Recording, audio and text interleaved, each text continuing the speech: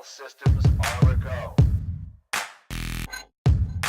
It's gone too far in the big four hearts. We're stepping in the ring. We're gonna take them down, down, down, down from the top. Down, down, down, down from the top. It's the only way this ends today. We're never gonna stop. We're taking down, down, down. Down from the top, down from the top.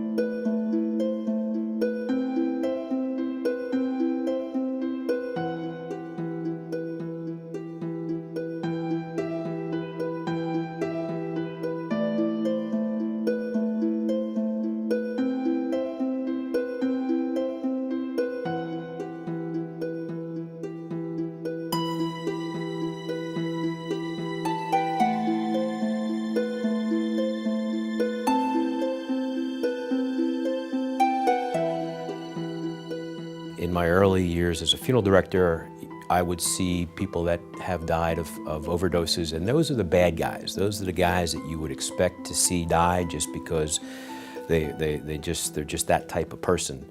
Today, it is not that person. Today, it's that middle-class person that has everything going for them. They have a whole life ahead of them. Unfortunately, they have started to use, and unfortunately, the end result is they are now here. I have 3 daughters, and my one daughter, beautiful girl, smart, really intelligent. She got bored easy, she was sensitive, she was an advocate for everyone, she was athletic, she played soccer, she had a lot of friends. She was your typical kid. He was an undefeated junior varsity wrestler, loved to fish, loved to skateboard. A great kid. One of the common things that I do see in families that have experienced an overdose is that, first of all, their child comes from a loving family.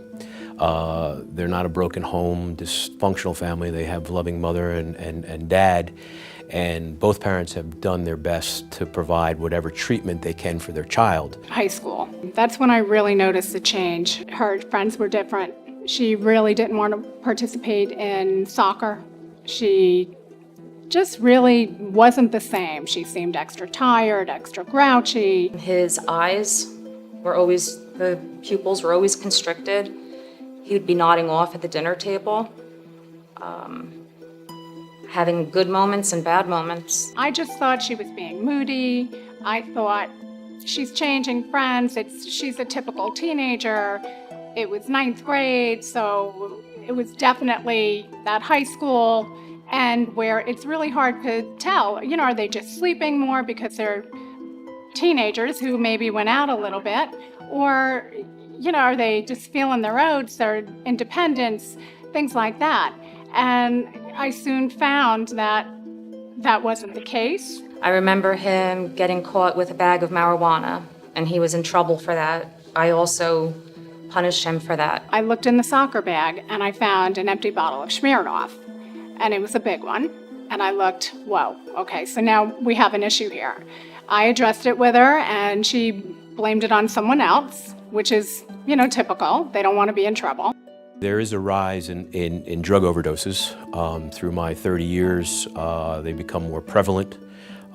Certainly there is the heroin epidemic that we're faced with. We also see a lot of prescription pill overdoses, Oxycontin mixed with other medications, doused with some alcohol, some accidental things that aren't necessarily planned, but that's kind of how things happen, is experimental. Some kids don't get a second chance. Little things happen. I was called into school because of an incident with smoking marijuana. And even then, it was unbelievable. And you just really never thought it was that bad or that she was that kid. You thought she's experimenting. Maybe it's something that she would stop, or the drinking, things like that were unbelievable. And as a parent, you just don't think it's really that bad ever. When I look back at the signs, I was in denial. And I think that's the biggest problem, is parents want to say this isn't happening to my kid, now that I look back. So I tried to just deter that. I said, join some clubs, let's go, you have to get back on track. And it just didn't go the way I thought it was going to go, and it just got worse. The worst part is when you confront your child and you know something is wrong, and you ask them and you're loving about it and you're open about it, and they tell you that you're crazy. I think that was the most insulting and painful part for me, is for me to look my son in the eyes and say, Michael, something is wrong, talk to me. And he would just say, you're crazy, Mom. You're crazy. There's nothing wrong with me. There's something wrong with you.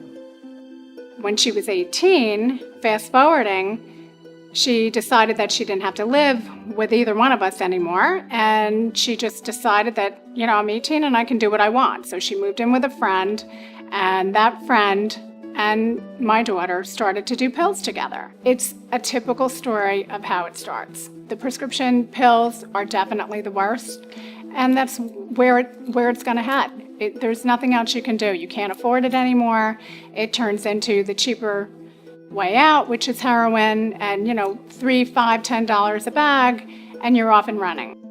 One morning, I went to wake him up for school, and his body was all gray, and he wasn't breathing. And I started doing CPR immediately, calling 911. He told the police that he had taken sleeping pills the night before, and I believed it. And they took him to the hospital for observation. And I called my girlfriend, crying, and she said, Candy, flip the mattress. And I said, why? And that's that denial thing. And I flipped the mattress, and I found bags of heroin and a needle. And that's the day that it hit me. It was a battle of 2 years. He's been to 3 rehabs. Staying in my home, me throwing him out, doing the tough love thing, taking him back. It's been a battle, 2 years of hell. My daughter's final moment, and I say final moment because that's where it led her to be in recovery for so long. She's almost 3 years in recovery. She was probably through about 5 different rehabs, and they seemed to work for a short period of time. But after a while, she told me she just got tired. You just get tired of sleeping on people's couches, sleeping wherever you can sleep, not having money, not having food, the typical things that are normal to all of us, having a roof over your head. And she asked me for help. She went into a rehab. She came out. She was willing to really work on herself, and she stuck with it. And, she went into an IOP, which is an intense outpatient program. She had a lot of support. Michael was in 3 rehabs. His final stop was Texas. And I have a text message from him the night that he left for Texas saying he would make me proud.